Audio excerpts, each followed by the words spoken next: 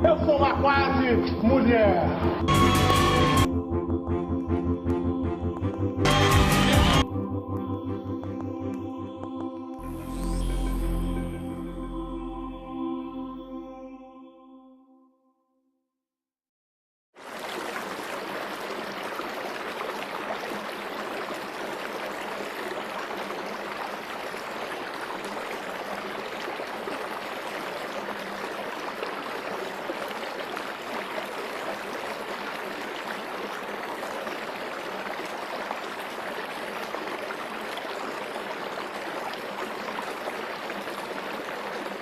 Talvez a gente possa dizer que a construção do estereótipo só possa ser produzida por meio de uma violência simbólica. Então, nesse sentido de que o mesmo produz o outro, de que o antissemitismo produz o judeu, de que o racismo produz o negro, de que o patriarcado produz a mulherzinha. Nesse sentido, o patriarcado produzindo a sensualidade, uma certa ideia de feminilidade, o mito da maternidade e todos os controles que, ao fim e ao cabo, são controles sobre o corpo das mulheres. Então, você constrói uma imagem também e a imagem é discurso. E, nesse caso, a repetição dessa imagem funciona como uma espécie de mandamento. É assim que deve ser. Tem um imperativo. A mulher que aparece é aquela mulher que deve ser.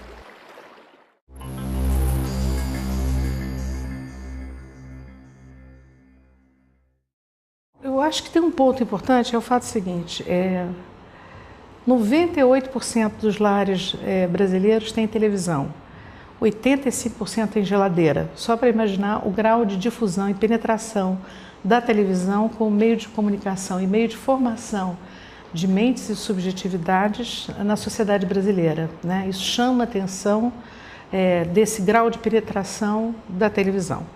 Por outro lado, considerando que as televisões privadas, elas são os canais abertos, são fruto de concessões que o Estado dá a determinados grupos empresariais, e considerando que nós estamos no capitalismo, não há a menor dúvida de que só alguém vai se interessar pela mídia se ela estiver produzindo, pela mídia, seja ela do entretenimento, da informação, do que seja, se ela der algum tipo de retorno financeiro, né? Não é por bom mocismo, porque as pessoas têm empresas de mídia, né?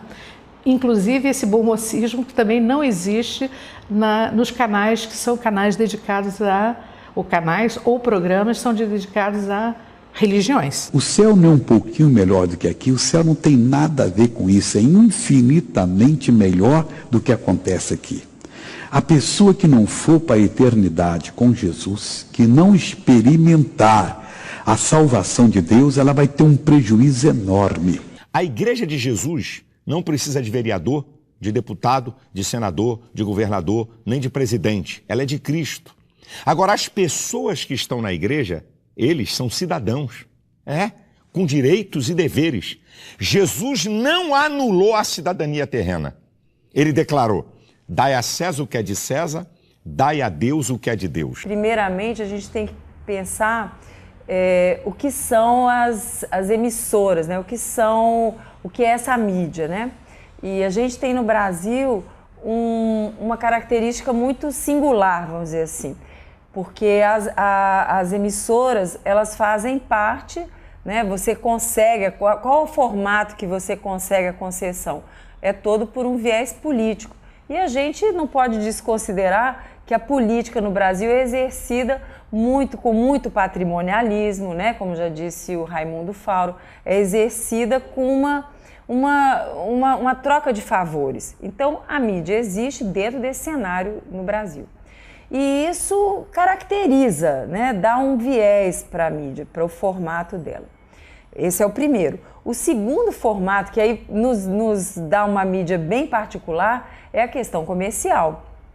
Que ela é uma mídia comercial, a gente tem ilusões às vezes com um programa ou outro, que de repente não, ela pode produzir coisas criativas, um material inteligente, mas ela é uma mídia comercial. Então, se ela é uma mídia comercial, ela é uma mídia que tem o lucro como primeira instância. E a gente sabe que no Brasil, nada mais predatório do que a classe empresarial. É o lucro acima de tudo, um retorno para a sociedade mínimo, né? Eu quase que poderia dizer nulo, né? Cai tudo em cima da política, dos governos, e os governos que se ajeitem lá nessa política de favor. Bom, esse mapeamento inicial para a gente contextualizar onde que é a mídia aí, né? O que é a mídia? Desde o seu nascimento, ela tem esse perfil. Mas eu digo o seguinte, que ninguém que não possa funcionar como mercadoria entra dentro da televisão, entra na televisão. Só quem pode ser transformado em mercadoria entra na televisão. E isso é uma coisa que eu só descobri fazendo televisão. Porque antes eu ainda acreditava que existisse alguma coisa de espontânea na televisão. Mas a televisão, do jeito que ela é produzida, e aí vem a questão justamente tanto dos meios de produção televisivos, quanto da situação mesmo das trocas do mercado, eu ainda acreditava que existia alguma coisa que pudesse ser autóctone, espontânea, mas mesmo a espontaneidade só cabe na televisão enquanto ela vira mercadoria. Eles cortavam tudo aquilo, por que se cortava? Não se cortava aquilo que era indecente, não cabia, sei lá, não cabia se não podia ser transformado em mercadoria. Ou seja, o que significa mercadoria nesse caso da televisão? É a forma mercadoria enquanto aquilo que pode ser digerido pelo público ou que em algum sentido se torna palatável, suportável. Então a forma mercadoria é muito mais profunda nesse aspecto. E as mulheres, nesse caso, elas cabem ali desse jeito. E o Guy Debord percebeu muito isso na sociedade do espetáculo, naquele seu famoso estudo tão importante de 1967, que é essa definição justamente do espetáculo como sendo esse mundo em separado, essa tela a qual a gente obedece. E a gente obedece porque ela simplesmente foi colocada diante de nós, como se fosse assim uma imagem soberana, uma imagem que tem vigência, nesse caso até, eu diria uma vigência tirânica, porque você não pode escapar dela. Eu acho que isso tem uma espécie de avaliação equivocada, ou pelo menos assim, um pouco embrutecida por parte da grande mídia, achando que o povo não é capaz de discernir discursos longos, que ele não é capaz de se manter atento se não for através desse uso excessivo de imagens, entendeu?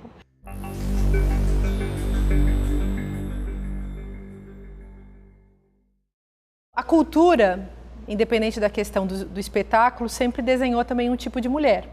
É claro que se a gente vai na história, buscando a imagem das mulheres, a gente encontra as mulheres construídas pela história da pintura, que é o olhar do pintor sobre o corpo feminino, por exemplo. E isso diz respeito à história da nossa modernidade, considerando que a gente tem, enfim, na passagem ali da chamada Renascença, a gente tem esses pintores todos que, junto com a igreja, junto com um certo cenário cultural e intelectual da época, tentam redesenhar a mulher, tirar, por exemplo, a mulher da situação de bruxa e trazer uma mulher tipo pecadora, Maria Madalena, pecadora arrependida, a mulher como mãe, daí as pinturas de Madonas e tal. Mas digamos que a história da construção das imagens no cenário do patriarcado é a história da construção de imagens que fazem valer um tipo de mulher também para o patriarcado. Então, a mulher que é boa, não é boa para ela mesma. A mulher é sempre objeto, ela nunca é para si. Ela é sempre para um outro, que é esse homem que a desenha e essa cultura que espera dela alguma coisa. Há uma divisão em que a esfera pública é a esfera masculina e a esfera doméstica é a esfera feminina. Essa divisão ela é proposta, por exemplo, por Rousseau no século XVIII e ela é reproduzida até hoje de maneira muito estereotipada em grande parte da propaganda. Ainda que ela trabalhe, ainda que ela tenha, ao longo do século XX, ocupado as ruas, o mercado de trabalho, as universidades, ela é necessariamente, por essas imagens estereotipadas, recolocada nesse campo específico do feminino como esfera doméstica, né? Então, isso começa a ser desconstruído a partir dos anos 50, depois que a Simone de Beauvoir publica O Segundo Sexo, que é de 1949, e vem sendo desconstruído, digamos, na esfera do pensamento, na esfera dos movimentos feministas, na esfera dos movimentos populares. Ou ela é a dona de casa, né? Sempre num lugar muito rousseauiano nesse sentido, ou ela é objeto de consumo, porque aí ela já é aquela que se sai da esfera doméstica, não sai enquanto sujeito, sai enquanto objeto. Seu lado devassa é melhor indo ou ouvindo? Alimento! Todo churrasco pede uma devassa bem gelada, bem gostosa. Olha quem tá lá.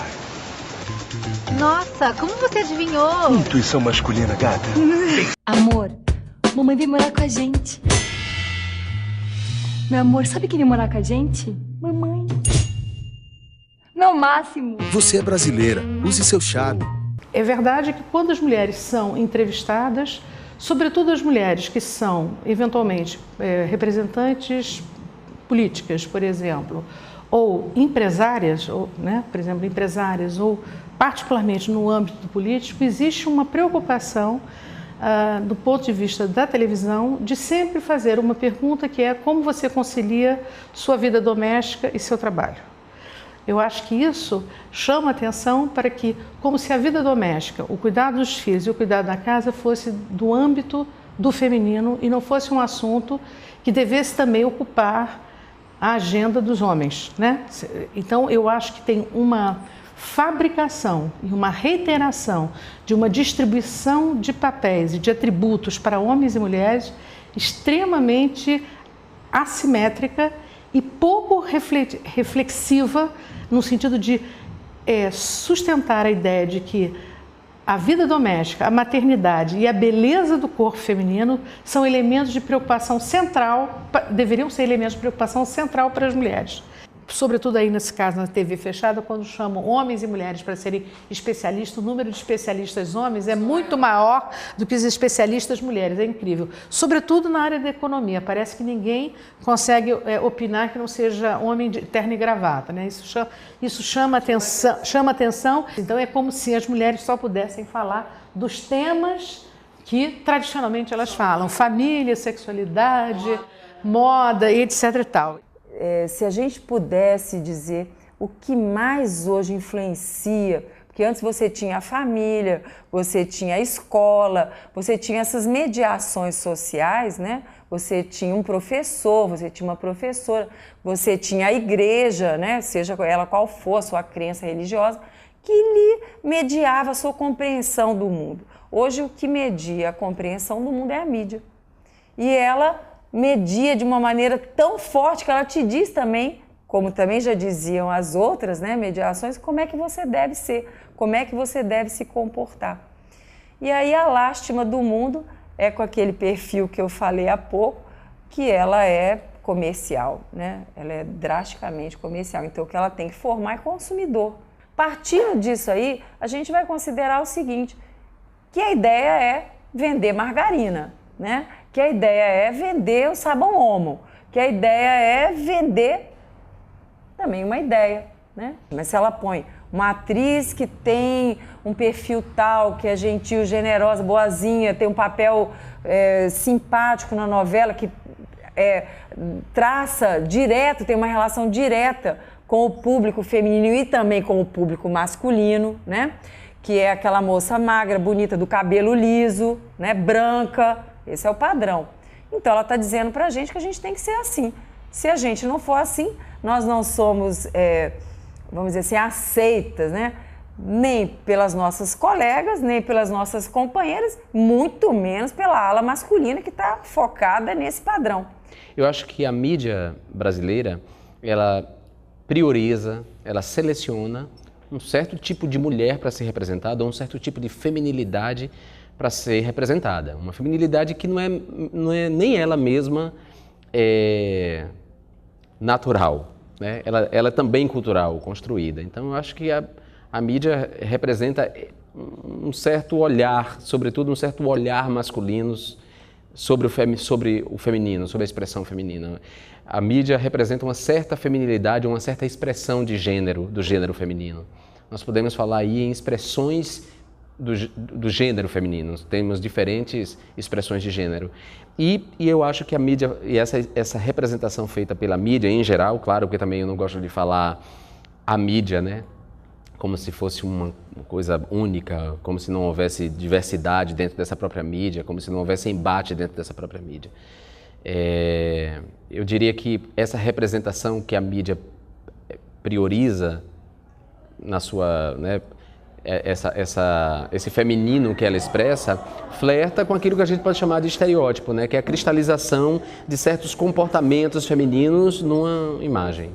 Então, eu acho que no capitalismo é impossível imaginar que você não vai ter uma comodificação, quer dizer, a ideia de uma mercadoria, né? Se tornar determinadas mercadorias vão ser vendidas na televisão em determinados estilos de vida.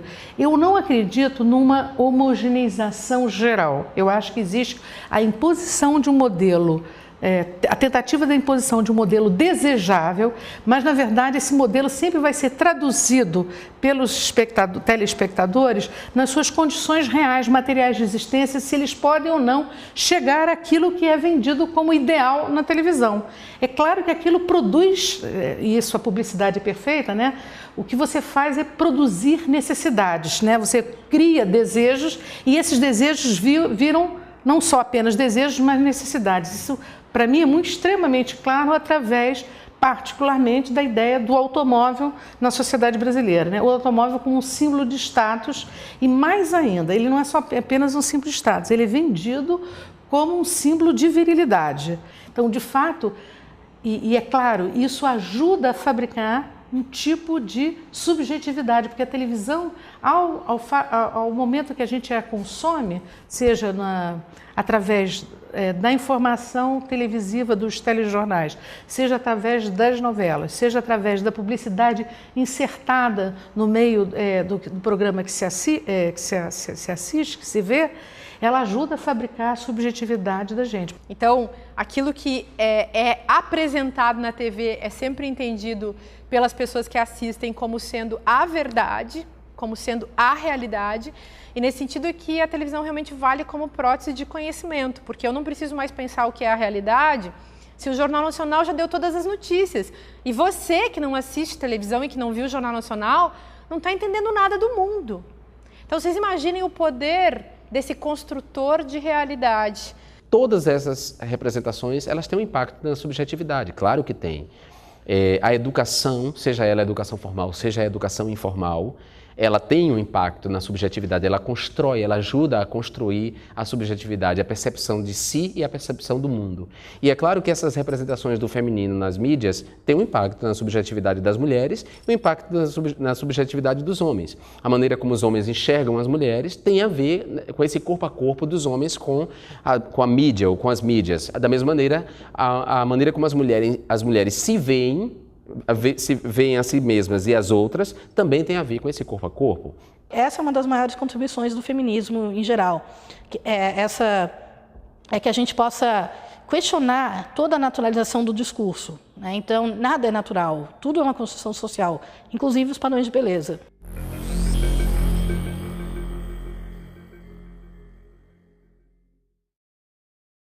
Sexo, raça, gênero não são questões da biologia apenas ou da natureza, elas são questões do Estado, elas são questões políticas. É porque sexo, sexualidade são assuntos públicos, são políticos, né? Estão atravessados por relações de poder. Eu acho que o tempo todo a gente está recebendo mensagens dizendo que o corpo feminino ele pode ser invadido, ele pode ser, né, capturado, ele pode ser usado. Então, assim, dificilmente é difícil condenar uma pessoa por estupro, né, um homem por estupro. Muitas vezes a mulher ela tem que provar que ela não provocou o estupro, né? Boa parte dos estupros estão dentro de casa e as pessoas não se envolvem com isso, né? Quem está em volta. Acho que a sensação que eu tinha no meu próprio corpo e que eu vejo também presente nos diários de Helena é de que eu não tenho direito de existir sem esse olhar do outro. E é um olhar que a princípio pode exigir alguns quilos a menos, alguns quilos a mais, um peito de tal forma, uma aparência física X, e que é muito imobilizador, assim, e gera quase com uma sensação de afogamento mesmo. A primeira coisa que vamos avaliar é a nossa casca, né? É a nossa aparência, e não o que a gente tem a dizer. Mas também é uma estratégia de calar as mulheres, que vão estar mais preocupadas em fazer tratamento para tentar tirar celulite do que para falar em público, para ocupar um cargo público. Por exemplo, aquela mulher que se submete à cirurgia plástica, que se submete ao silicone, que se submete a ser a gostosa da vez. Ela enquanto gostosa da vez, está ajudando sempre o sujeito masculino, né? O sujeito macho do patriarcado.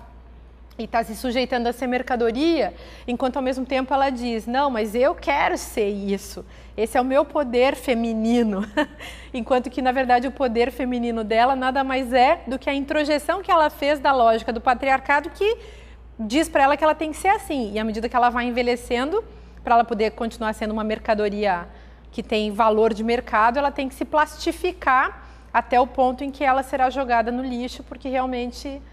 enquanto objeto, podemos substituí-la por uma versão mais novinha.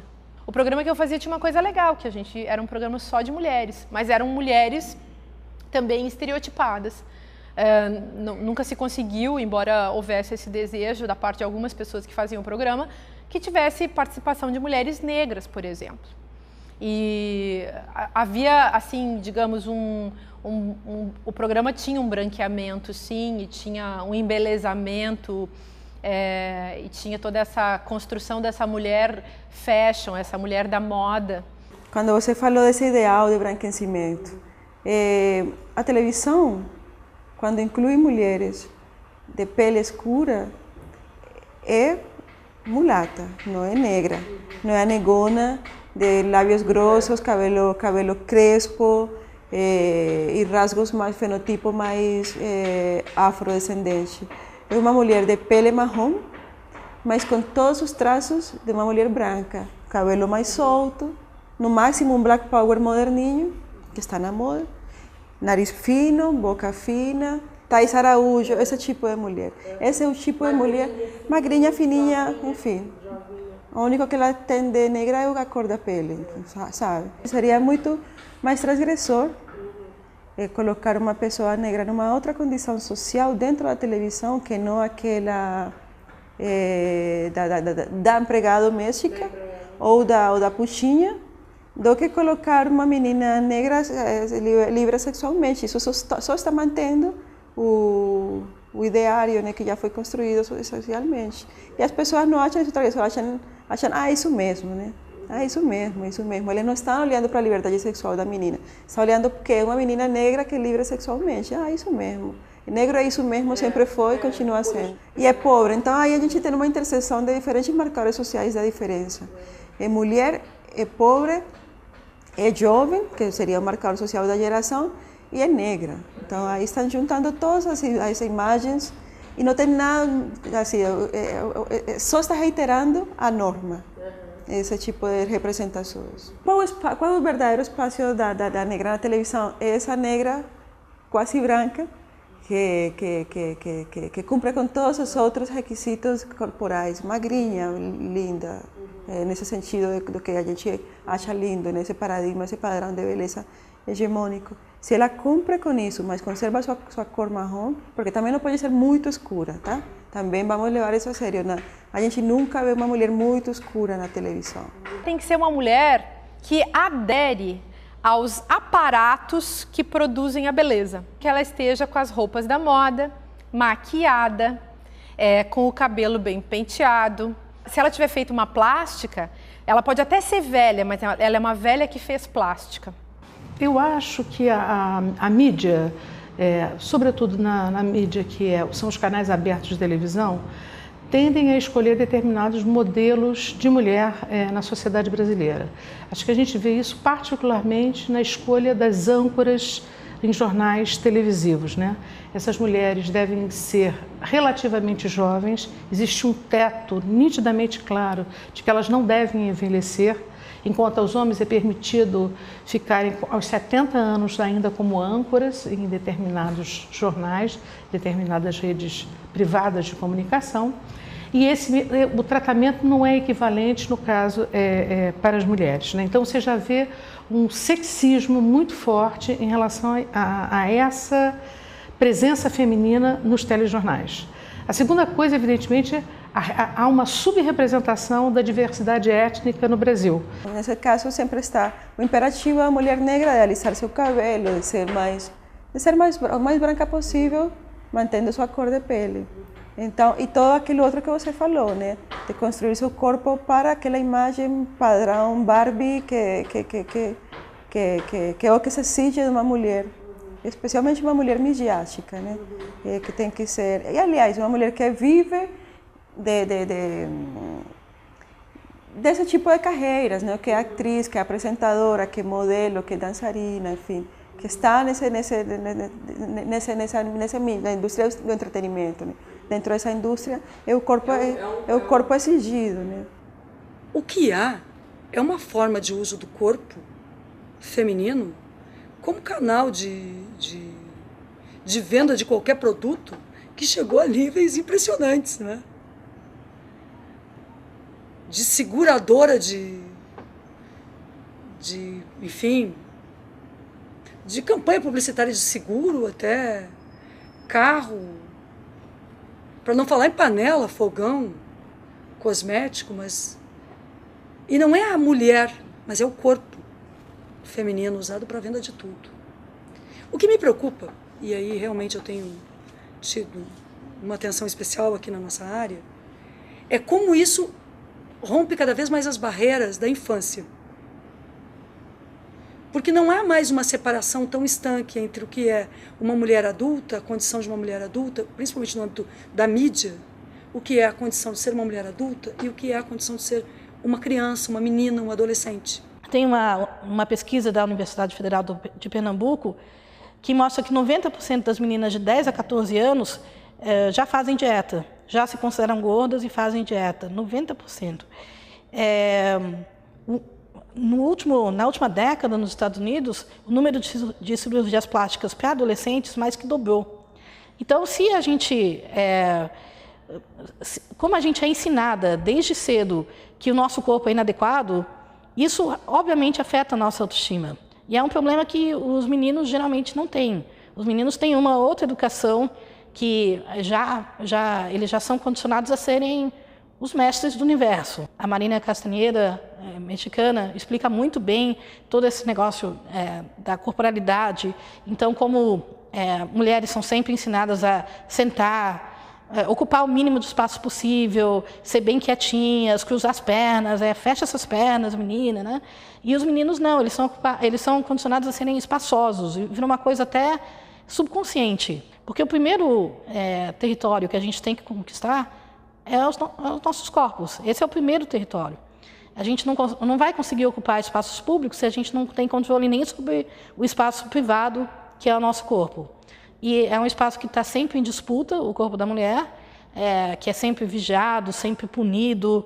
A nossa sexualidade é reprimida o tempo todo, é condenada. A mídia tem uma participação muito, muito frequente nesse condicionamento. Estava vendo uma pesquisa do FENAD dizendo que nos jornais da mídia tradicional, né, da velha mídia, nos artigos de opinião, apenas 8% são assinados por mulheres. Então, 8% só de artigos opinativos em jornais e revistas são de mulheres. Então, cadê a liberdade de expressão? Né? Se você tem 50%, 52% das mulheres no Brasil são eleitoras e você tem 9% de representatividade no Congresso. E aí você tem, por coincidência, 8% de mulheres com opinião na grande imprensa. A menina e a mulher, de modo geral, ela é invisível. A invisibilidade é uma marca da mulher. Ela já incorporou a si mesma esse papel secundário dela. Tanto é que ela não disputa, você vê mesmo. Nós não disputamos muito os espaços de poder. Os homens são muito mais aguerridos e muito mais afoitos na disputa por esses espaços de poder. É incrível como nós somos 52% da sociedade. Igualmente, essa quantidade de eleitoras. E, no entanto, nós somos menos de 10% no Congresso Nacional.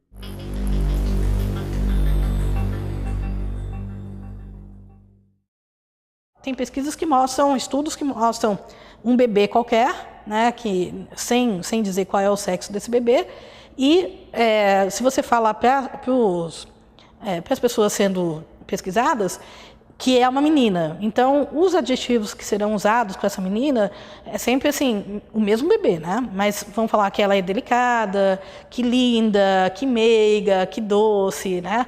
E se você falar que é um menino, obviamente não vão usar essas palavras. Vão falar que ele é muito agressivo, que ele é inteligente, que ele é, olha como ele é vivo, é capaz, tudo, né? Então, são adjetivos completamente diferentes e a gente cresce com esses adjetivos. Então, a gente já vê as nossas chances sendo minadas. E isso daí se reflete durante toda a nossa vida. Então, é uma coisa muito difícil de lutar contra.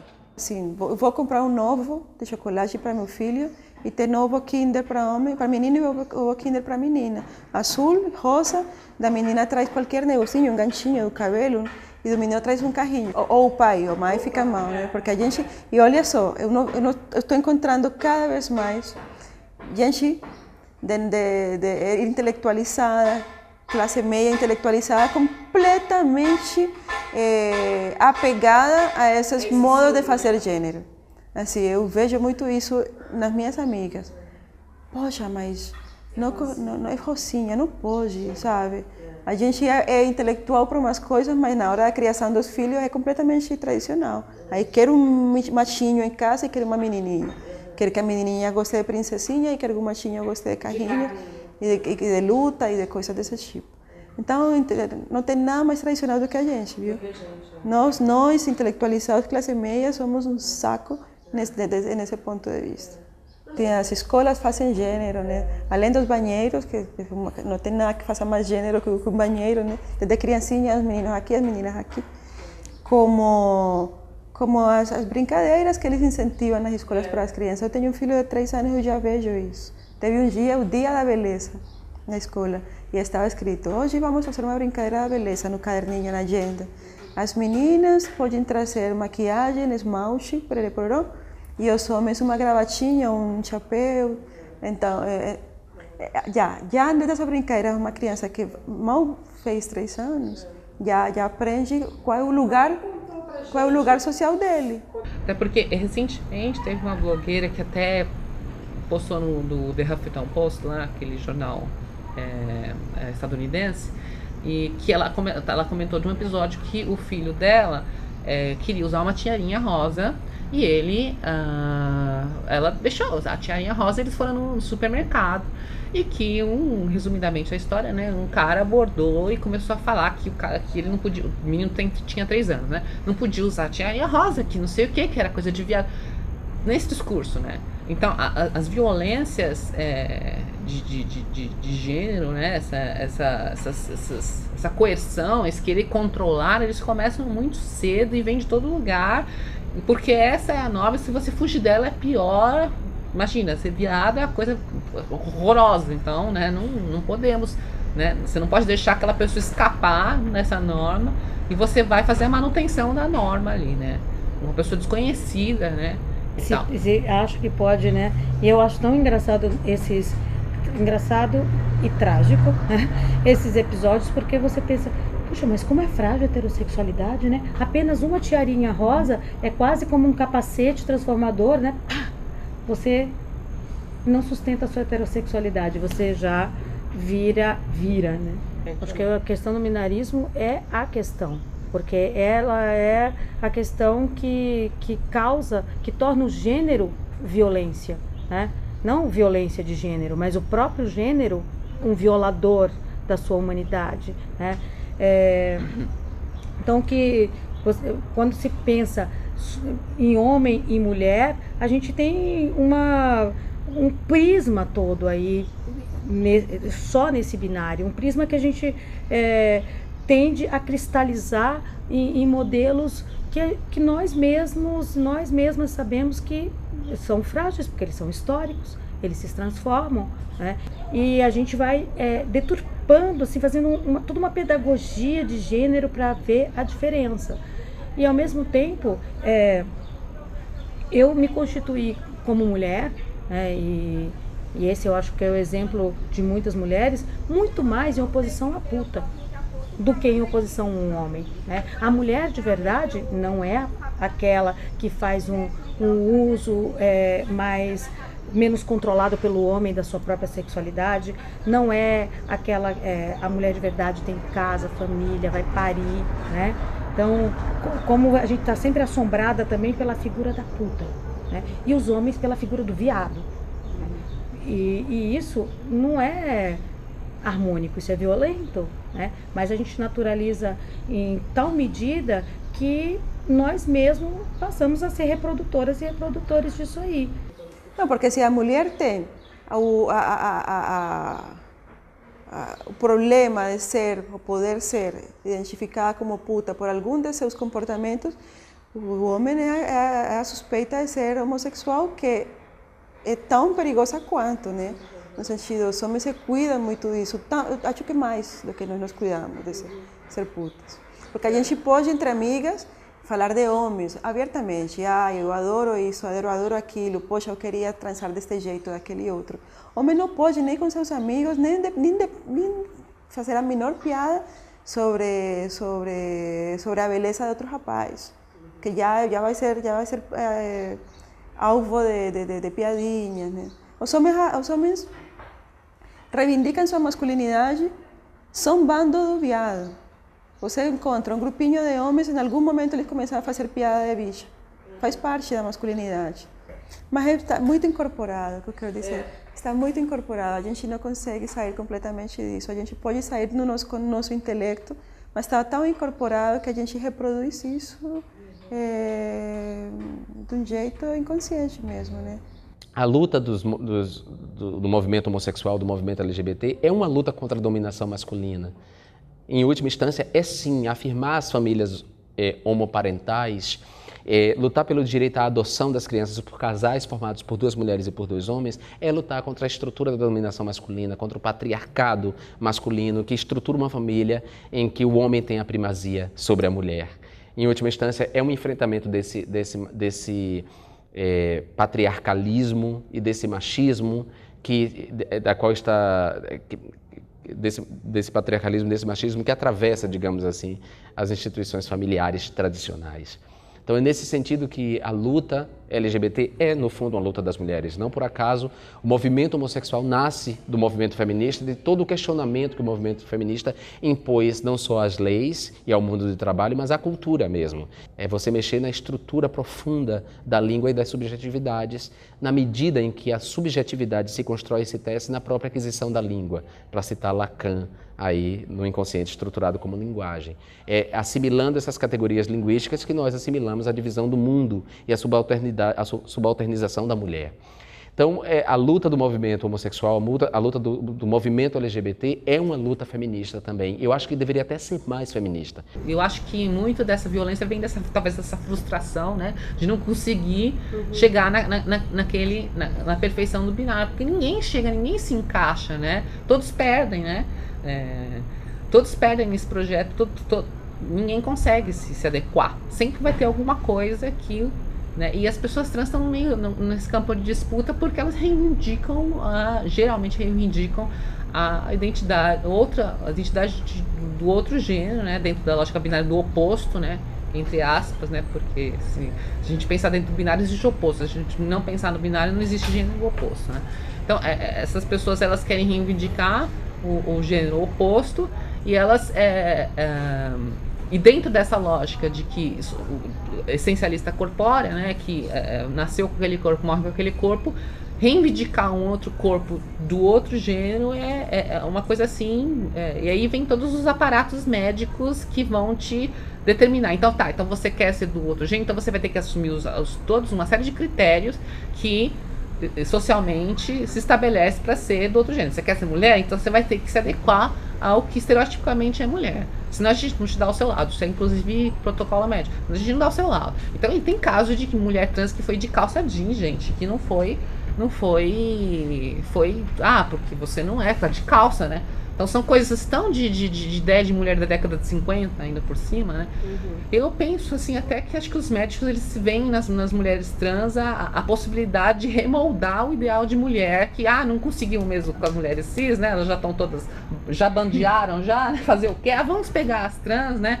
Que vão se transformar em mulher agora, estão querendo ser mulher, vamos aproveitar e vamos tentar moldar elas ao nosso projeto de gênero estereotipado sexista de que a gente sempre quis, né? Uma mulher que não use saia, que não se maqueie, que não use chapinha, que não use o produto da L'Oréal ou que não goste de moda, entre a própria comunidade de mulheres, aquelas que vão dizer que a mulher que não faz tudo isso não é uma verdadeira mulher. Por exemplo, há gays que não detestam outros gays femininos, e isso é, em última instância, corresponder a essa estrutura da dominação masculina, em que o macho é que está no comando. Mesmo no movimento gay, os gays bacanas são aqueles gays masculinizados, aqueles gays que não dão pinta, aqueles gays que não flertam com esse lugar maldito, com esse lugar subalterno que é o lugar feminino.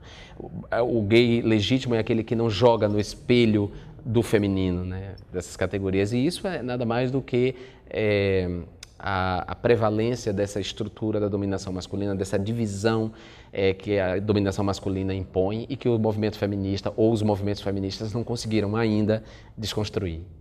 Tem alguns episódios midiáticos que não têm a ver com propaganda propriamente, mas com a mídia impressa, eletrônica, jornalística, me chamaram muita atenção, né? O primeiro deles foi o próprio episódio Escândalo Ronaldinho, né? Como isso mobilizou os humores, as opiniões, as pessoas ficaram muito ciosas, né, de perder esse ícone da masculinidade brasileira, nacional, que é o jogador de futebol. Evidentemente, a repercussão não teria sido a mesma, nem teria causado tantos debates, capa na Veja, comoções, ele é ou não é, se ele tivesse saído com uma garota de programa que fosse mulher, né? E é interessante nesse episódio, que vira um escândalo, né, como o desfecho dele. Hoje a Andréia está morta, né? E o Ronaldinho está feliz passando as férias em Ibiza com sua família. E o que eu costumo criticar muito na mídia são essas representações caricatas, né? Que você falou assim, que o seu colega trans falou sobre que às vezes a invisibilidade é um privilégio. Total nesse caso, porque a visibilidade das pessoas trans em programas é totalmente ridicularizada, totalmente é uma caricatura, né? Então, nesse caso, constrói-se a imagem de uma pessoa trans que estereotipada, caricata, para promover o riso, promover o entretenimento. As pessoas trans são entretenimento, né? Então você tem lá o Zorra Total, você tem, né, esses dias eu estava passando, não sei que programa que tem, tava lá uma caricatura de pessoa trans, você tem até o Adnet lá, né, vestido de mulher. Por quê, né? Eu me pergunto pra que isso, né? De estar fazendo. Eu vi lá outro dia, né, Elis Regina, né? Ele estava caracterizado como Elis Regina, vestido de Elis Regina. Eu não entendo qual é a função, né? Não é uma função de subverter, é uma função de promover o riso, de você entreter. Olha que engraçado, um cara vestido de mulher aqui fazendo uma caricatura. Um riso que não subverte, né? Porque tem um riso que é subversivo, mas esse é um riso reiterador, né? Eu rio porque eu estou tão conforme à ordem, graças a Deus, hahaha, né? Olha, Janete, eu te desejo tudo de muito bom. Ai, como eu tô bandida. Deixa lá como fala, frigaita! Bicha não! Eu sou uma quase mulher!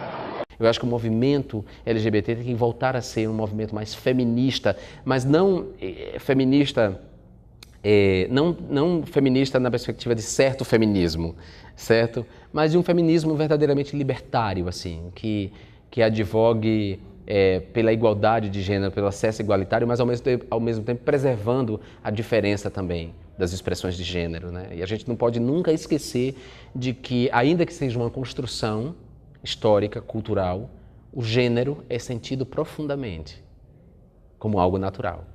Por isso, tanto para a mulher cisgênero quanto a mulher transgênero, essa luta é muito cara, porque diz respeito a algo sentido profundamente, sentido como quase natural, embora não seja. Então, as concessões, se você for pela legislação, as concessões seriam renováveis, né? Ninguém fica dono de uma televisão. Elas são renováveis a cada momento. Essa renovação se dá também debaixo, né, de uma situação que a gente não tem a menor clareza, e isso tem sido discutido há muitos e muitos anos, sem avançar nunca. Cria-se conselhos, fala-se de conselhos, nunca foram efetivamente criados conselhos a partir da sociedade para legislar sobre o conteúdo. Mas, na verdade, o conteúdo que está na mídia, que a gente assiste, que a gente vê, que a gente ouve, é o conteúdo que tem um consenso. Assim, quando ele não ultrapassa as barreiras dentro do que é aceitável no social, ele é consumido sem problema. O debate sobre regulação dos meios de comunicação no Brasil, sempre percebido e vendido pelas associações da mídia como uma forma de censura do Estado, né, sobre isso, mas não se percebe que a discussão não se trata de regulação no sentido de proibir ou não, mas incentivar determinado tipo de programa que possa ter um caráter mais educativo e não estar apenas restrito às TVs públicas do ponto de vista das TVs privadas. Digamos assim, atrelar a concessão pública do direito de ter um canal, uma preocupação que seja relativamente a uma dimensão cultural, de fato, de qualificação dos quadros, não apenas telecurso, etc., mas de qualificação da população através da televisão. Agora, os comerciais, as propagandas que realmente fazem da mulher um objeto de consumo, eu acho que tem que ser rechaçado. E para isso nós temos possibilidades e meios para rechaçar, né? Então, assim, uma propaganda que vai lá e faz uma coisa muito mal, muito difamatória, eu acho que tem que ser rechaçado. E não é só no comercial, não é só na novela, é na música. Na música eu fico muito impressionada porque de repente passa uma coisa assim, um tapinha não dói. Dói sim, um tapinha dói e não é para ser falado desse jeito. Isso é uma coisa que a gente leva muito para os nossos jovens. Porque, mas um tapinha não dói, mulher gosta de apanhar. Fala, gente, calma. Eu sempre gosto de citar uma música que o Zeca Pagodinho canta, que chama Faixa Amarela, né? Que ele fala que vai botar uma faixa amarela gravada com o nome dela, vai mandar pendurar na entrada da favela, cheio de amor. Mas se ela vacilar, que é a segunda parte da música, o que ele vai fazer?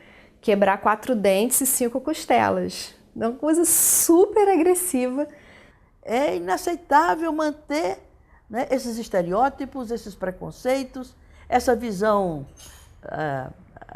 desqualificada da mulher. Ela vira um objeto de consumo, ela vira um atrativo para estimular o consumo.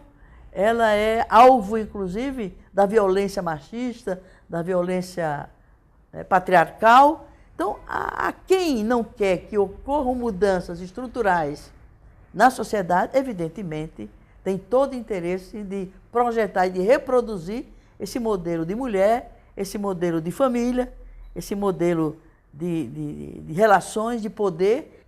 Então, numa sociedade de classes como a nossa, desigual como é essa sociedade, também os papéis sociais, eles servem a essa forma de organização e de relação da sociedade. É uma sociedade focada no lucro, no mercado, na reprodução, portanto, dos meios que dão sustentação a esses interesses, que é o interesse de uma minoria, que é inclusive aqueles que detêm o poder econômico, consequentemente o poder político e, consequentemente, o poder da mídia.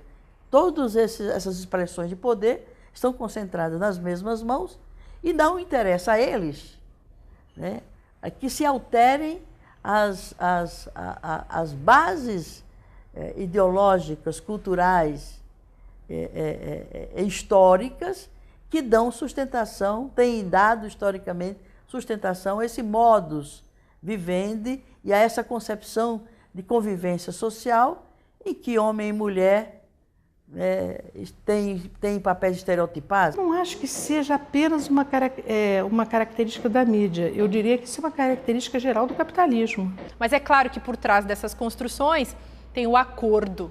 Contra as mulheres tem um acordo do capital com o patriarcado. É elementar que a mulher é objeto do patriarcado e objeto do capital.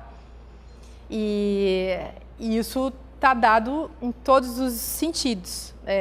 Na instituição televisiva e também nesse acordo cínico dessa instituição televisiva com o seu telespectador homem.